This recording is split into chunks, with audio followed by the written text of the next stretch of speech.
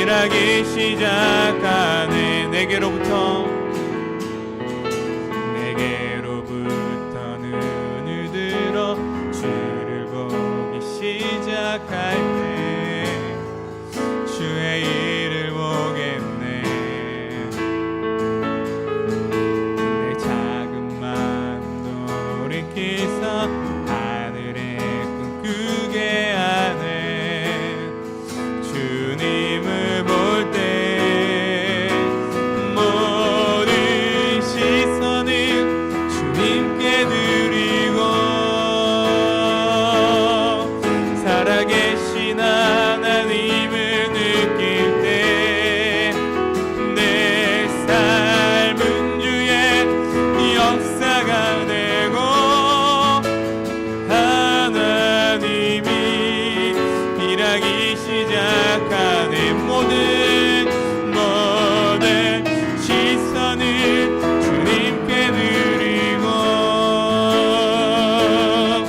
살아계신 하나님을 느낄 때 내 삶은 주의 역사가 되고 하나님이 일하기. 우리 마지막으로 한 번 더 모든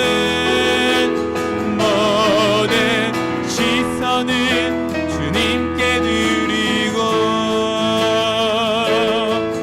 살아계신 하나님을 느낄 때 내 삶은 주의 역사가 되고 하나님이 일하기 시작하네.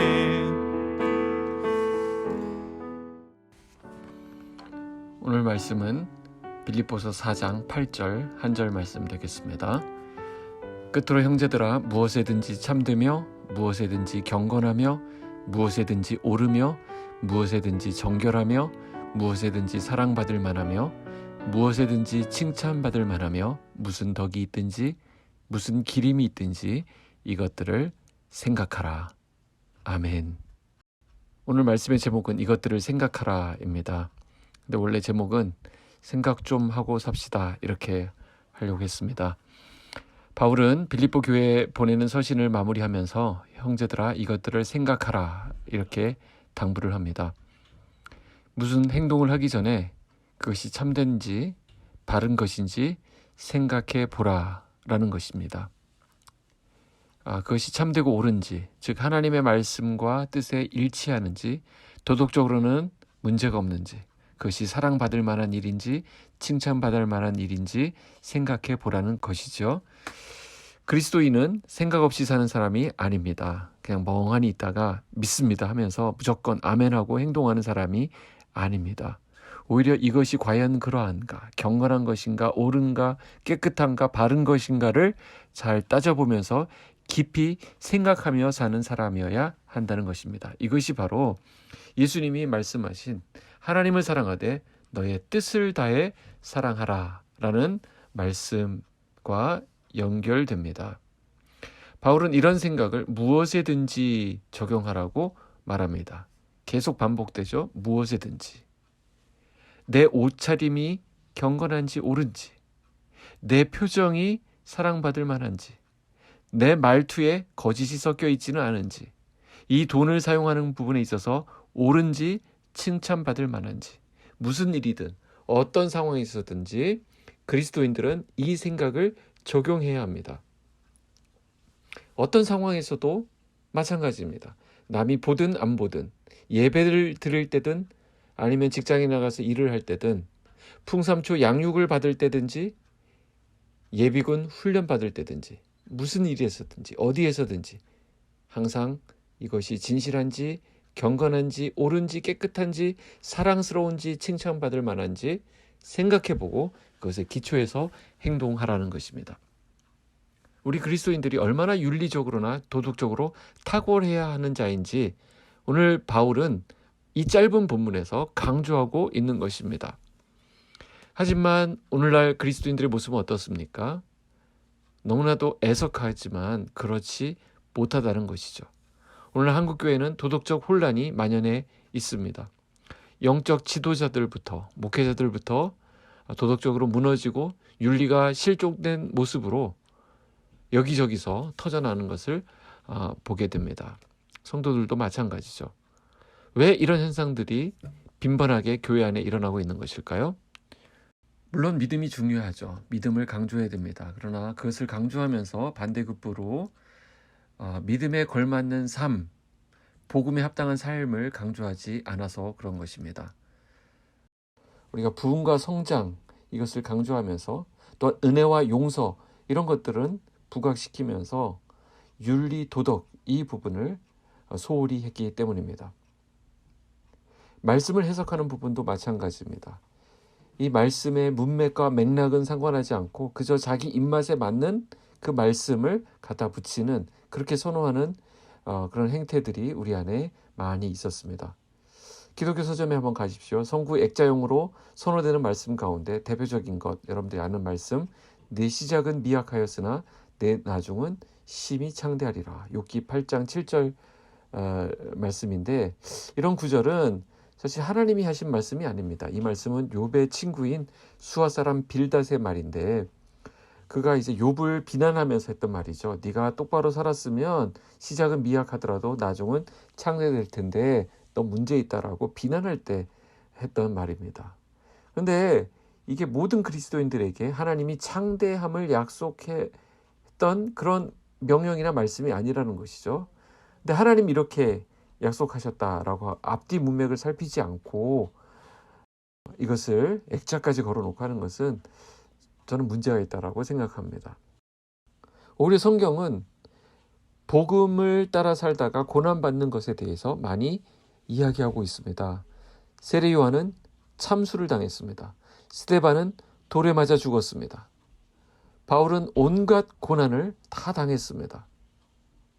이들의 삶은 우리가 생각했던 그 창대하게 된 것과는 거리가 있는 모습이었습니다. 이런 것들이 우리를 혼란스럽게 하는 부분이죠. 물론 복음은 그 사람의 윤리와 도덕을 따져서 그거를 보고 그 상태를 보고 구원을 준다라고 하지 않습니다. 복음은 그 자체가 능력이고 복음은 그 모든 것을 품는 그런 힘이 있습니다. 하지만 복음이 들어간 그곳에는 반드시 윤리와 도덕이 살아나게 되어 있습니다. 왜냐하면 이 복음이라고 하는 것은 개념이나 사상이 아니기 때문입니다. 복음은 그분이 행하신 일이고 실제로 예수님이 오셨고 예수님이 죽으셨고 또 부활하신 것의 결과입니다. 그리고 그분이 어떤 사람에게로 실제로 들어가 그 삶을 바꾸시는 것입니다. 구원받은 사람은 그 도덕성이 높아지게 되어 있습니다. 하지만 이것은 이 세상의 도덕 기준과 전혀 다른 차원의 예수 그리스도로부터 나온 성품이라는 것입니다. 이것은 주님의 속성입니다. 그래서 그리스도인이란 예수 그리스도를 의지해서 사는 사람을 말합니다. 우리가 이렇게 생각하고 판단하고 행동할 수 있는 이유는 우리 안에 예수의 생명이 있기 때문입니다. 예수의 생명이 있다는 것은 우리의 모든 생각과 언행이 그리스도께 의지하고 그 그리스도로부터 나온다라는 뜻입니다. 오늘 본문은 무엇이든지 생각하라 이렇게 명하고 계십니다. 오늘 결정을 내리기 전에 우리 함께 생각합시다. 이것은 오래 시간을 끌라는 말이 아닙니다. 우리 안에 계신 성령님을 의지하면서 과연 그분이 기뻐하시는지 이 일을 인정하시는지 깊이 생각해 보라는 말입니다. 그리고 우리가 내리는 그 결정이 내가 하게 될 그 말이 참된 것인지 옳은 것인지 생각하고 시행하라는 것입니다. 우리가 옷을 입는 것도요, 돈을 사용하는 것도요, 전화를 하는 것도요, 사람을 만나는 것, 이 모든 것들이 이 시간 기도의 저울에 올려놓고 주님을 의지하는 계기가 되기를 바랍니다. 그리고 생각하는 것이죠. 그렇게 하는 것이 과연 정결한 것인지, 사랑받을 만한 것인지, 칭찬받을 만한 것인지 생각해 보라는 것입니다. 바울을 통해서 성경이 오늘 우리에게 분명히 권면하고 있습니다. 제발 생각 좀 하고 살라는 것입니다. 기도하겠습니다. 사랑의 하나님, 오늘 우리에게 주님의 뜻을 따라 살 수 있는 하루를 열어주셔서 감사합니다. 이 하루는 주님이 허락하심으로 받은 선물입니다. 주님의 뜻을 이루는 거룩한 한 날 되게 하여 주시옵소서. 우리의 삶이 헛되이 지나가지 않도록 귀한 말씀으로 이 시간 일깨워 주시니 감사합니다. 주신 말씀대로 모든 일에 앞서 생각하는 우리가 되게 하여 주시옵소서. 판단과 결정의 기준이 주님의 말씀이 되게 하여 주시옵소서. 우리의 마음에 먼저 평안을 주시고 홧김으로 결정하지 않도록, 분노로 말을 쏟아내지 않도록 성령께서 우리의 마음을 지켜 주시옵소서. 오늘 사랑하는 빛소금 성도들이 주변의 사람들로부터 칭찬받게 하시고 사랑받게 하여 주시옵소서. 예수님의 이름으로 기도하옵나이다. 아멘.